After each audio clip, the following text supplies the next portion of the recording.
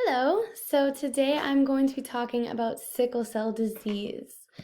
So, sickle cell disease is a hemoglobin disorder, which is kind of this umbrella term for a group of rare blood conditions or disorders. And all of these conditions are passed down from parents to offspring through their genes, so they are genetic. So although there's many kinds of hemoglobin disorders, sickle cell disease is the most common and can be life-threatening if it is not treated appropriately. So this is what a normal red blood cell looks like. Notice how it's nice and round. And this red blood cell contains millions of hemoglobin molecules, which these molecules consist of 4 beta globin subunits. So these are proteins attached to a central heme molecule. So altogether, this hemoglobin molecule is responsible for carrying oxygen to the tissues and organs all throughout the body that need this oxygen. So the oxygen will bind to the hemoglobin, and then the hemoglobin is in the red blood cells, which travel through blood vessels in the bloodstream to these organs and tissues. And this is what a sickled red blood cell looks like. So this is what it looks like in afflicted individuals. Instead of that normal, nice and normal round shape, it is distorted to look like a sickle, like a crescent shape. And the reason is because the hemoglobin is atypical. So there's a genetic mutation in one of the subunits that causes a single nucleotide change, which causes a change in amino acid and changes the shape of the protein that it codes for. So it changes the shape of one of the subunits. So instead of this normal hemoglobin, it is called hemoglobin S, and it ultimately affects the shape of the red blood cell itself. And this mutation occurs in the HBB gene, which is more commonly known as the hemoglobin beta subunit. So as I mentioned, those 4 subunits, one of them has this mutation. And the single nucleotide change changes a glutamic acid to a valine, and it is essentially detrimental to the hemoglobin protein and to the red blood cell in general. So, characteristics associated with sickle cell disease.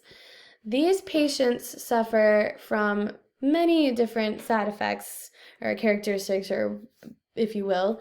The most common one is certainly anemia. And this is because these abnormal red blood cells, they die prematurely. So this loss of red blood cells, the body cannot keep up with it. It can't produce as many red blood cells as it is losing. So that results in a deficit of red blood cells, which is anemia. These patients also suffer from repeated infections and painful episodes. So these painful episodes, remember how I said the hemoglobin molecules carry oxygen to tissues and organs that need it. So because of the shape of these red blood cells, they can block a blood vessel. And this cuts off the oxygen supply. So these tissues and organs, they don't receive the oxygen that they need, and it results in these painful episodes. And it can lead to damage of the lungs, the spleen, the kidneys, and even the brain. And arguably the most serious complication associated with sickle cell disease is pulmonary hypertension. So this is high blood pressure in the blood vessels that supply the lungs. And it is so serious that it can lead to heart failure and even death. And unfortunately, it is very common, affecting 1 in 3 afflicted adults. So this genetic disease is inherited in an autosomal recessive pattern. So that means to be afflicted, you need to have 2 recessive alleles. So meaning, if you have 1 dominant and 1 recessive, you will not be afflicted with the trait. You will be a carrier. As you can see here, the mother and the father are both carriers, which is what that half color means. That means they have a recessive allele, but they are not affected because they have that dominant allele, which overpowers it. So there are 3 possible offspring genotypes. You can have a healthy, you can have carrier children, there's a 50% chance of that, or there's a 25% chance a 1 in 4 chance that your child will be afflicted with the disorder, meaning they have 2 recessive alleles, meaning that both the mother and the father passed down that 1 recessive allele that they both had. So this is an example of a pedigree that I made myself. It has 4 generations, 1, 2, 3, 4, and so the reason pedigrees exist is to show the inheritance pattern of any given trait. So this one is for sickle cell disease. So you can see the red color in these individuals means they are afflicted with the disease. So I'm going to talk about Thomas. So Thomas is down here in the 4th generation. He is basically a great-grandchild, and he is afflicted with sickle cell disease. But notice how his parents, Samantha and Phil, are not afflicted. They don't have the colors, they are not afflicted. And this refers back to my previous slide because both parents are carriers. Notice how they both have a recessive and a dominant, a recessive and a dominant. So although there's only a 25% chance Thomas will be afflicted, he's the unlucky one that has sickle cell disease. I also want to point out Gregory here. He is also one of the great-grandchildren, and he has a 0% chance of being afflicted because his mother here, Meredith, only has dominant alleles. She has 2 dominant alleles, so she can only pass down a dominant allele. So regardless of the father's genotype, Gregory will always have that dominant allele to overpower the other one, so Gregory will never be afflicted with the disease. Is there a cure for sickle cell disease? Yes. So patients that are afflicted with the disease, they can get a bone marrow transplant, also known as a stem cell transplant, but it has to be from a brother or a sister. So in order to do this, the afflicted individual, the patient, they have to undergo chemotherapy to eliminate the unhealthy bone marrow that they have. And the healthy donor's bone marrow then replaces the patient's original unhealthy bone marrow. So that, as of right now, that is the only cure for sickle cell disease. As for treatments, there are 2 kinds of other treatments.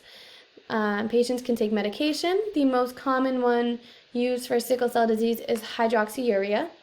And they can also they can receive blood transfusions. So this is from a healthy donor who has the same blood type as that afflicted individual.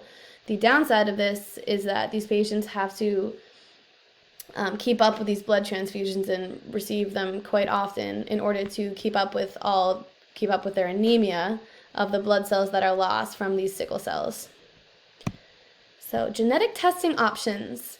There are 2 for sickle cell disease, and one of them isn't even an option. It is completely mandatory in the United States as of, I believe it's 2006. So there's newborn screening that tests for multiple hemoglobin disorders, including the sickle cell trait, the sickle cell disease. So up to 48 hours after this baby is born, the doctor will prick its heel and do a blood test with that blood, testing for these disorders. The other option is prenatal genetic testing. So I say this is optional because it is not mandatory.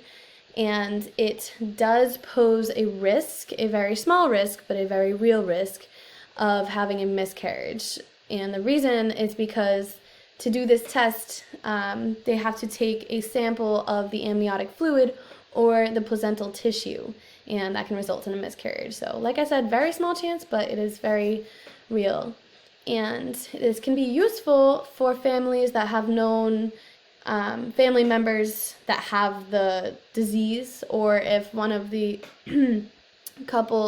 parents are known to be a carrier. So this way they can prepare to have a child with afflicted with the disorder.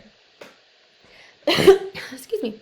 So as you can see, sickle cell is most prevalent in the African American population, affecting quite a few African Americans and Hispanic Americans.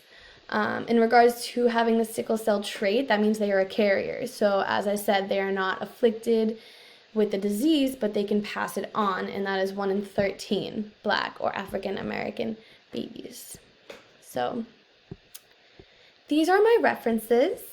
I've really thoroughly enjoyed researching this disease. I found it very interesting, and I hope you learned something too. Thank you.